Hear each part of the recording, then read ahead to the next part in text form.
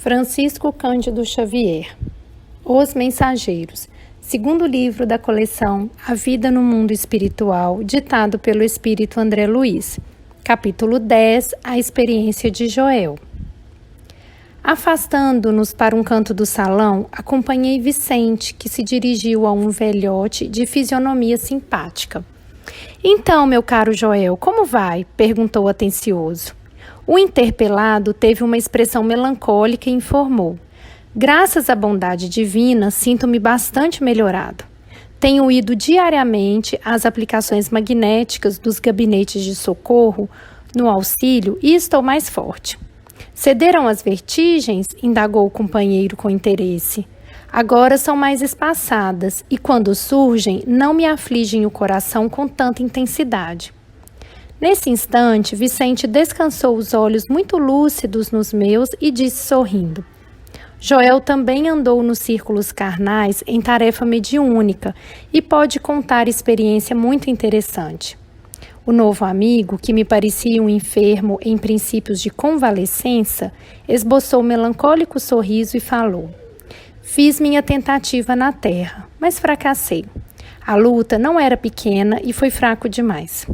"O que mais me impressiona no caso dele, porém," interpôs Vicente em tom fraterno, "é a moléstia que o acompanhou até aqui e persiste ainda agora."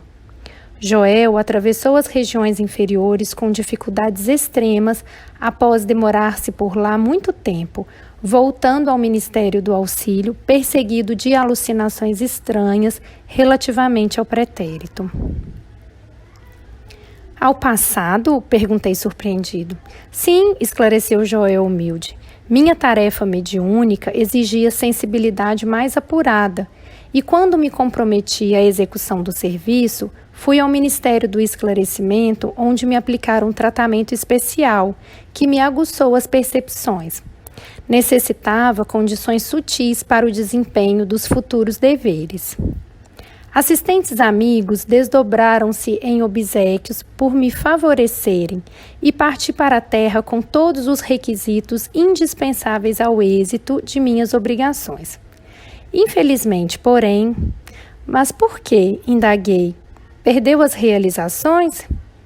"Tão só em virtude da sensibilidade adquirida?"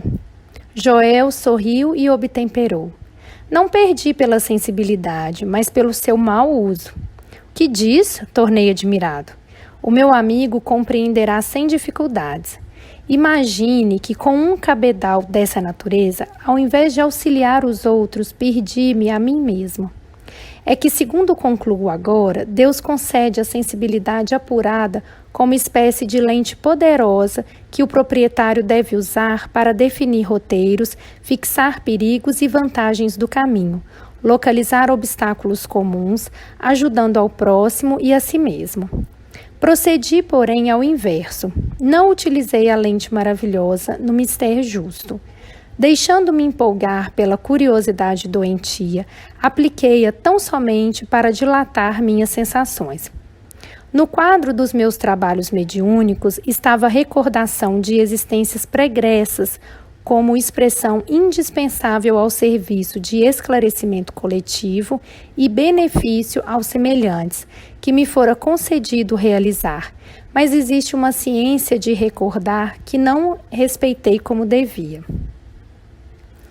Interrompendo um instante a narrativa, aguçava-me o desejo de conhecer-lhe a experiência pessoal até o fim.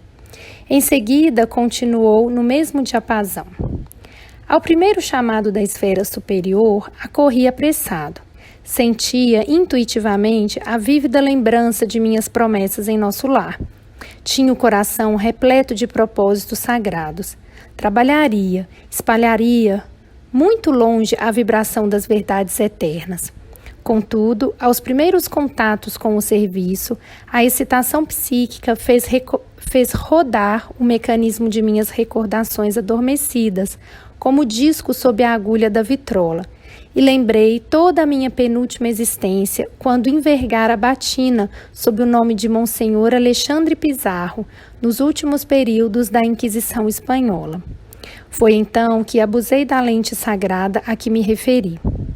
A volúpia das grandes sensações, que pode ser tão prejudicial como o uso do álcool que embriaga os sentidos, fez olvidar os deveres mais santos. Bafejaram-me claridades espirituais de elevada expressão. Desenvolveu-se-me a clarividência, mas não estava satisfeito senão com rever meus companheiros visíveis e invisíveis no setor das velhas lutas religiosas. Impunha a mim mesma a obrigação de localizar cada um deles no tempo, fazendo questão de reconstituir-lhe as fichas biográficas, sem cuidar do verdadeiro aproveitamento no campo do trabalho construtivo. A audição psíquica tornou-se-me muito clara. Entretanto, não queria ouvir os benfeitores espirituais sobre tarefas proveitosas e sim interpelá-los ousadamente no capítulo da minha satisfação egoística. Despendi um tempo enorme dentro do qual fugia aos companheiros que me vinham pedir atividades a bem do próximo, engolfado em pesquisas referentes à Espanha do meu tempo.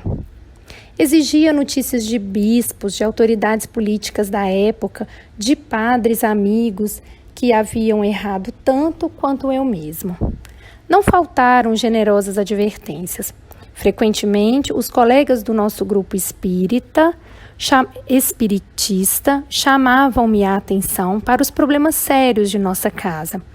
Eram sofredores que nos batiam à porta, situações que reclamavam testemunho cristão.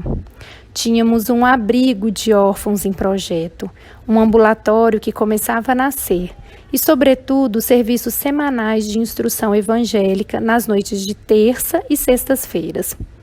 Mas qual? Eu não queria saber senão das minhas descobertas pessoais.